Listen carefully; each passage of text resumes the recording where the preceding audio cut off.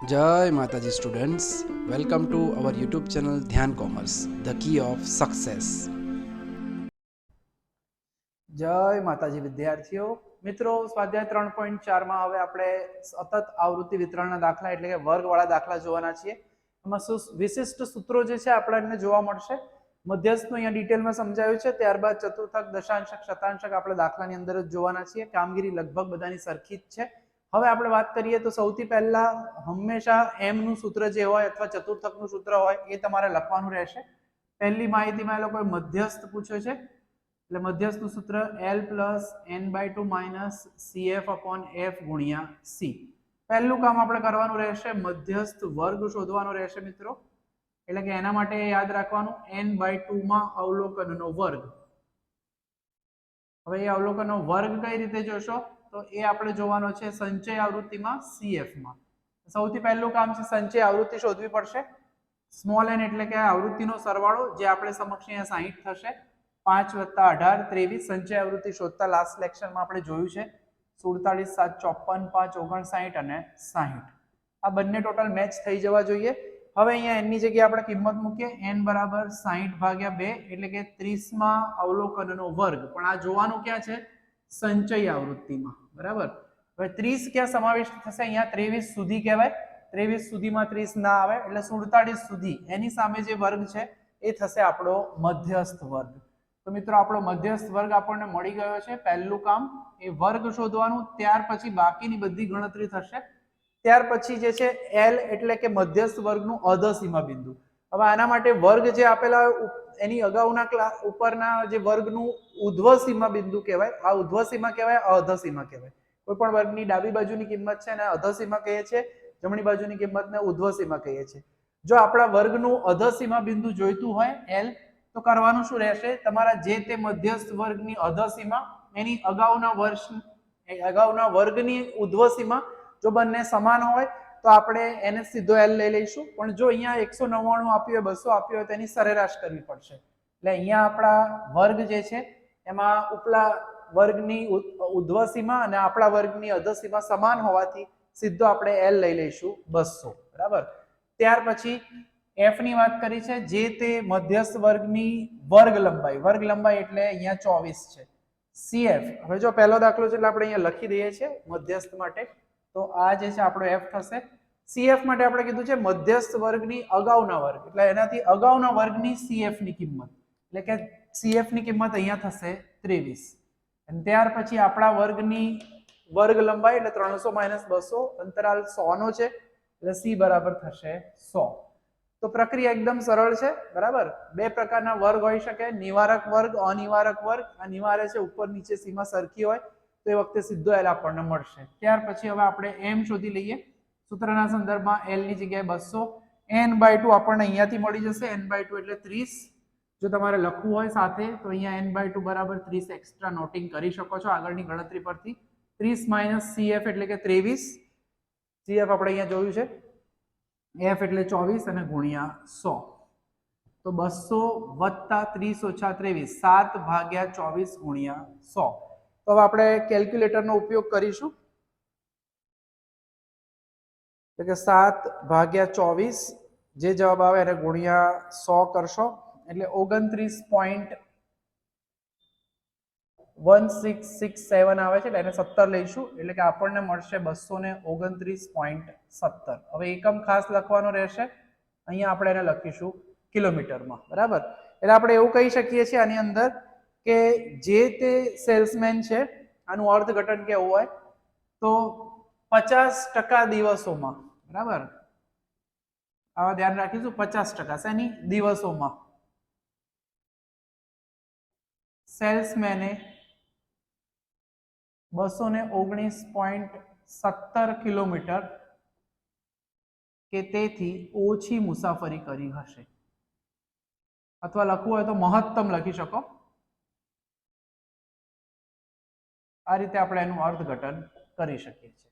તો મિત્રો પહેલો વિભાગ થયો। હવે એ જ રીતે આગળ વધીએ। બીજા પ્રશ્નની અંદર આપણને એ લોકોએ પૂછ્યું છે Q3 શોધો। હવે જ્યારે Q3 ની વાત કરીએ, જો મિત્રો સૂત્ર આપણી સમક્ષ QJ નું છે, J ની જગ્યાએ 3 3 મૂકી દઈએ, એટલે બીજો પ્રશ્ન આપણો જે અહીંયા છે Q3 તો L પ્લસ બાકી બધું એનું એ જ રહેશે, માઇનસ CF પણ એનું એ, નીચે F પણ એનું એ, ગુણ્યા C પણ એનો એ. ખાલી અહીંયા આવશે 3 આપ્યું હોય તો તમારે અહીંયા J ની જગ્યાએ 3 મૂકવાનો, એટલે 3n ભાગ્યા 4, અહીંયા 3n/4. જો Q1 પૂછ્યો હોય તો ખાલી n/4 એવું ગણતરીનું કામ થશે, બરાબર. તો હવે આપણે મધ્યસ્થ વર્ગ જે રીતે શોધ્યો એ જ રીતે નામમાં એ જ કરવાના છીએ, Q3 વર્ગ લખીશું. એમાં આ જે આપણે સૂત્રમાં લખ્યું એ જ વાપરવાનું, 3n/4 માં અવલોકનનો વર્ગ. આખી ગણતરી લગભગ સિમિલર જ છે. 3 ગુણ્યા n એટલે કે 60 ભાગ્યા 4, 6 તરી 18, 180 ભાગ્યા 4 આપણે કરીશું, એટલે એ મળે છે આપણને 45 માં અવલોકનનો વર્ગ, બરાબર. 45 માં અવલોકન એટલે તમારે જોવાનું 45 પણ લકીલી એ જ વર્ગમાં સમાવિષ્ટ છે. જો 47 સુધી છે એટલે આપણી ઘણી બધી કિંમતો એની એ જ થશે, બરાબર. એટલે કે Q3 વર્ગ આપણો એનો એ જ છે લકીલી. અને આપણે અહીંયા આપણે જો શોધ્યું 3n/4 એટલે 45 મળે છે. L પણ 200 જ છે, F આવૃત્તિ પણ એની એ જ છે, અને CF પણ એ જ છે, અને C પણ એ જ છે. તો જવાબમાં ફેરફાર કઈ રીતે થશે? તો જવાબમાં ફેરફાર ખાલી આપણા 3n/4 ના લીધે થશે. એટલે L જે આપણી પાસે છે 200 વત્તા અહીંયા 3n/4 મૂકવાનો છે એટલે કે 45 માઇનસ 23 ભાગ્યા 24 ગુણ્યા 100. એટલે આગળની રકમમાં ખાલી આ એક જ જગ્યાએ ફેરફાર થયો, ત્યાં n/2 હતો, અહીંયા 3n/4 છે.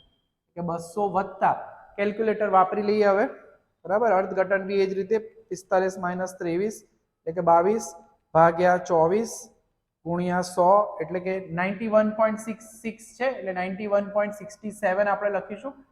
એટલે કે સ્ટેપ પ્રમાણે કામગીરી કરીએ, 666 હોય એટલે 67 કરીએ છીએ, એટલે 291.67. હવે આપણને ખબર છે અર્થઘટન લકીલી પેલાના જેવું જ થશે, મારે આખું ફરી લખવું નહીં પડે, તમે ફરીથી લખશો જ. તો અહીંયા આપણે જે શોધ્યો એ છે આપણો Q3. Q3 માં આપણે કીધું હતું Q1 એટલે 25%, Q2 એટલે 50% અને Q3 એટલે 75%, બરાબર. એટલે 75% દિવસોમાં સેલ્સમેને આમ કહીએ તો 291.67 કિલોમીટર જેટલી મુસાફરી કરી હશે. હવે આગળ જઈએ, ત્રીજો પ્રશ્ન છે એની અંદર જ એ પૂછ્યો છે D8 શોધો. એટલે જે હવે આ જે સૂત્ર છે મિત્રો, હવે અહીંયા હું તમને આમાં જ સમજાવી દઈશ. ત્રીજો વિભાગ છે, આખું સૂત્ર હું ફરી લખીશ નહીં, બધું મટીરિયલમાં તમને આપેલું જ છે. અહીંયા DJ થઈ જશે JN/4, દશાંશક હોય એટલે ભાગ્યા શું થઈ જશે 10, બાકી કોઈ ફરક પડવાનો નથી. એ જ રીતે કામગીરી કરવાની રહેશે. તો જો ફરી આ જ પ્રકારની કામગીરી આપણે કરવાના છીએ દશાંશક માટે. એટલે ત્રીજા ભાગની અંદર D8 પૂછ્યું છે એ લોકોએ, એટલે L પ્લસ, હવે ધ્યાન રાખજો અહીંયા 10 થઈ જાય દશાંશક હોય એટલે J એટલે ઉપર આપણે જોવાનું, J એટલે કયો પૂછ્યો છે 8મો, એટલે A10/10 minus CF/F into C. તો આની અંદર આપણે જે શોધવાનું છે એ છે દશાંશક માટે D8 વર્ગ, એટલે આ જ પ્રમાણે A10/10 માં અવલોકનનો વર્ગ.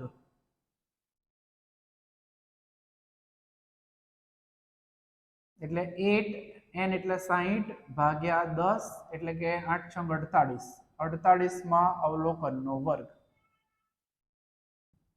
આમ જોવા જાવ તો D8 એટલે 80% અવલોકન થાય, 75% હતું, એનાથી થોડું અલગ જ વધુ જ આવવું જોઈએ, એટલે 48. અહીંયા 47 સુધી છે, 48 નો સમાવેશ 54 માં થશે, એટલે અહીંયા આપણો સૌથી પહેલા તો D8 જે વર્ગ છે એ બદલાશે, બરાબર. એ વર્ગ આપણને હવે મળશે 300 થી 400. જો આપણે A10/10 મૂકવાનું છે હમણાં, એટલે એ આપણે લઈ આવ્યા 48. L ની કિંમત, L એટલે જે તે વર્ગ, આપણો વર્ગ છે 300, એટલે એની અધસીમા બિંદુ લઈએ એટલે 300 થશે. એની આવૃત્તિ એટલે કે 7 થશે. એનું CF એટલે 47 થશે. જે આપણો વર્ગ હોય એની ઉપરના વર્ગની CF ની કિંમત, બરાબર. એટલે આ હટાવી દઉં છું એટલે તમને આઈડિયા રહેશે, બરાબર. 47 જે છે એ આપણા દશાંશક માટેના CF ની કિંમત F7 થશે. અને C તો બધામાં સરખી જ છે, વર્ગ લંબાઈ સમાન આપી છે, નહીં તો મધ્યસ્થ વર્ગની વર્ગ લંબાઈ લેવાની હોય મિત્રો, ખાસ ધ્યાન રાખજો, બરાબર. હવે આપણે ગણતરી કરી લઈએ D8 માટે. તો L એટલે કે 300 છે, A10/10 48 માઇનસ 47 ભાગ્યા 7 ગુણ્યા 100, એટલે કે 300 વત્તા 1/7 ગુણ્યા 100. એટલે ગણતરી આપણે કરીએ તો ટૂંકમાં 100 ભાગ્યા 7 જ થશે.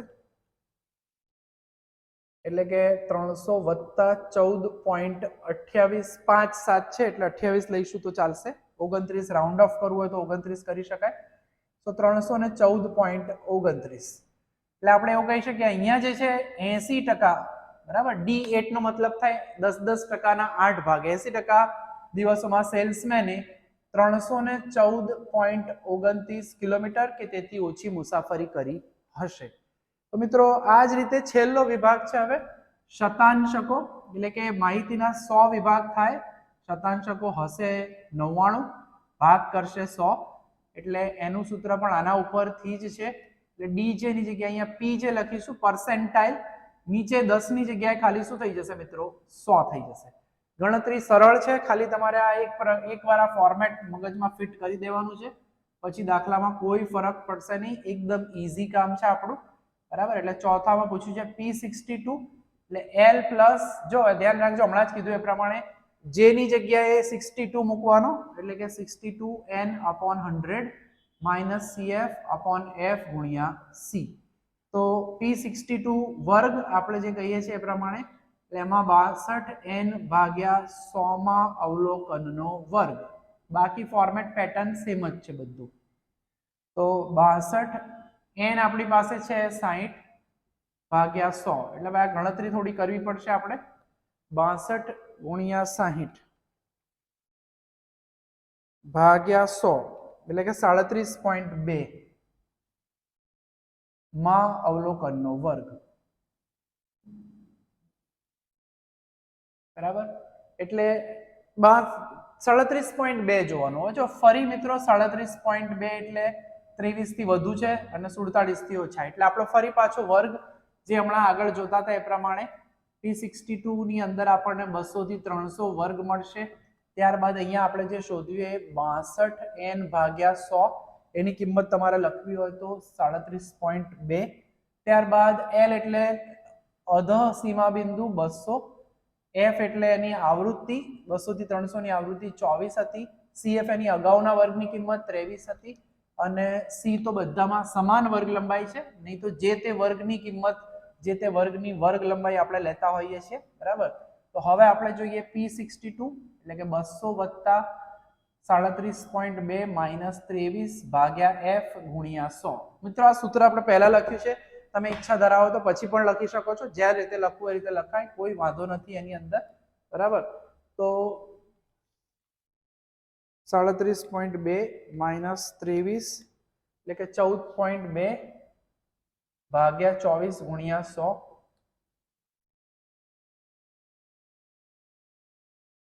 એટલે કે 200 વત્તા 59.166 છે એટલે 17. P62 એટલે કે 259.70. હવે અહીંયા જોવો તો તમે P62 એટલે 62% દિવસોમાં એ ભાઈએ છે મુસાફરી કેટલી કરી હશે 259.70. તો મિત્રો દાખલો થોડો લાંબો છે, વધુ લંબાઈ છે, પણ 5 માર્ક્સની અંદર એમની ઈચ્છા હોય તો ચોક્કસ પૂછી શકશે. તો મિત્રો હવે આપણે જોઈ લઈએ સ્વાધ્યાય 3 વિભાગ ઈ નો ત્રીજો દાખલો, જેની અંદર વર્ગ થોડા અલગ છે મિત્રો. આગળના દાખલાની અંદર 100 થી 200, 200 થી 300, 300 થી 400 એવા વર્ગ હતા. એવા વર્ગને નિવારક વર્ગ કહે છે. એક વર્ગની ઉપલી સીમા એટલે 29, નીચલી સીમા એના પછીના વર્ગની 30. જો બંને સમાન ન હોય તો એને અનિવારક વર્ગ કહેવાય, અને જો બંને સમાન હોય તો એવા વર્ગને નિવારક કહેવાય છે. તો હવે અહીંયા 9 જે છે એ અનિવારક વર્ગો છે. શું ફેરફાર થશે હમણાં જોવાના જ છીએ, પણ પ્રશ્નની અંદર એ લોકોએ આપણને બે કિંમતો કીધી છે. પહેલું કીધું છે Q1 અને બીજું જે છે એ કીધું છે D4. Q1 નું સૂત્ર આપણને ખબર જ છે, હમણાં જ આગળ જોયું. જે n/4 હોય એમાં અહીંયા 1 મૂકો એટલે n/4 માઇનસ CF/F ગુણ્યા C. આ જ રીતે મિત્રો કૌંસમાં રાખજો એટલે L જોડે ગડબડ ના થાય. પહેલું શોધવાનું છે Q1 વર્ગ. વર્ગ શોધતા પહેલા મિત્રો આપણે CF સંચય આવૃત્તિ શોધવી પડશે. 9 9 વત્તા 16 26 વત્તા 32 58 82 92 97 અને 100. એટલે n આપણને મળી જશે 100. કિંમત આપણે Q1 વર્ગ શોધવો છે એટલે કે n/4 માં અવલોકનનો વર્ગ એટલે n એટલે કે 100 ભાગ્યા 4 એટલે કે 25માં અવલોકનનો વર્ગ. આગળ આપણે આખું મધ્યસ્થ બહુલક મધ્યસ્થ દશાંશક શતાંશક બધું શોધ્યું જ છે. 25 સમાવિષ્ટ થશે 26માં એટલે આપણો q1 વર્ગ થશે 30 થી 34. હવે અહીંયા ખાસ ધ્યાન રાખવાનું છે અધઃ સીમા બિંદુ L એનું સૂત્ર ચેપ્ટર નંબર 2 માં છે આપણું કે જે તે વર્ગનું અધઃ સીમા બિંદુ શોધવું હોય તો તે વર્ગની અધઃ સીમા વત્તા અગાઉના વર્ગની ઉધ્વ સીમા. એટલે આમ તો નાનો આંકડો ઉપરની કિંમત 29 નીચેની 30 એ બંનેનો સરવાળો ભાગ્યા 2 કરવું જોઈએ. એટલે કે સૂત્ર એવી રીતે કહી શકાય અગાઉના વર્ગની ઉધ્વ સીમા ઉપલી સીમા આપણો જે તે વર્ગનું અધઃ સીમા બિંદુ હોય શોધવું હોય એ વર્ગની નીચલી સીમા જેને કે અધઃ સીમા કહેવાય છે બંનેનો સરવાળો ભાગ્યા 2 એટલે 29 + 30 ભાગ્યા 2 જે થશે 29.5. એટલે જ્યારે મિત્રો આપણને અનિવારક વર્ગ આપ્યા હોય તો કાં તો પછી આપણે એનો નિવારક વર્ગ ફેરવવો પડે. ચોપડીની અંદર એ રીતે કરે છે 0.5 બાદ કરો 0.5 પ્લસ કરો તો પણ મળશે. બાકીની પ્રક્રિયા સરળ છે. જે વર્ગ છે એની આવૃત્તિ એટલે કે 17 એની ઉપરના વર્ગની CF કિંમત એ આપણું CF થશે અને C આપણા જે વર્ગ છે એની જે વર્ગ લંબાઈ થશે. આની અંદર મિત્રો 30 થી 34 અનિવારક વર્ગનો મતલબ શું તો આની અંદર 30 અને 34 બંને અવલોકનો સમાવિષ્ટ છે. એટલે એના માટે જો C ગણવું હોય તો 30 31 32 33 અને 34 એટલે 5 થશે. બધા માટે સમાન છે એટલે 25 30 35 આ રીતે તમે ઊભા આવશો તો પણ 5 ખ્યાલ આવશે. પણ જ્યારે પણ ઉપલી સીમા નીચલી સીમા સમાન ન હોય એટલે કે અનિવારક વર્ગ હોય ત્યારે તમારે આ બંને આંકડાઓનો ગણતરીમાં લેવાનું રહેશે. 34 - 30 કરો તો 4 જવાબ આવે છે, ખોટો પડશે. 34 અને 30 બંને ગણવાના છે. જ્યારે નિવારક વર્ગ હોય ત્યારે 200 - 100 કરો તો ચાલે પણ આની અંદર એવું ચાલશે નહીં. એટલે C બરાબર ખાસ ધ્યાન રાખજો 5 થશે. ત્યાર પછી તો ગણતરી સરળ જ છે. L ની જગ્યાએ આપણે મૂકી દઈએ 29.5 વત્તા n/4. n/4 આપણે લઈ ચૂક્યા છીએ ઓલરેડી 25 તો પણ અહીંયા લખી દઉં તમારા માટે 25 ઓછા CF એટલે 9 ભાગ્યા 17 ગુણ્યા 5 બરાબર. તો બાદબાકી કરી લઈએ 25 ઓછા 9 ગુણ્યા 5 અને ભાગ્યા 17 કરવાના છે એટલે 4.75 એટલે લગભગ 4.71 કહી શકાય. સરવાળો કરી દઈએ આપણે 29.5 સાથે તો આપણને મળશે 34.21. તો આપણને આપણા Q1 ની કિંમત મિત્રો મળી જાય છે 34.21. એટલે 34.21 ગુણો બરાબર. આપણે લખવું હોય તો ગુણ એટલે બોરીઓની સંખ્યા પણ એમને પ્રશ્નમાં ગુણો શબ્દ વાપર્યો છે તો એ આપણે લખીશું.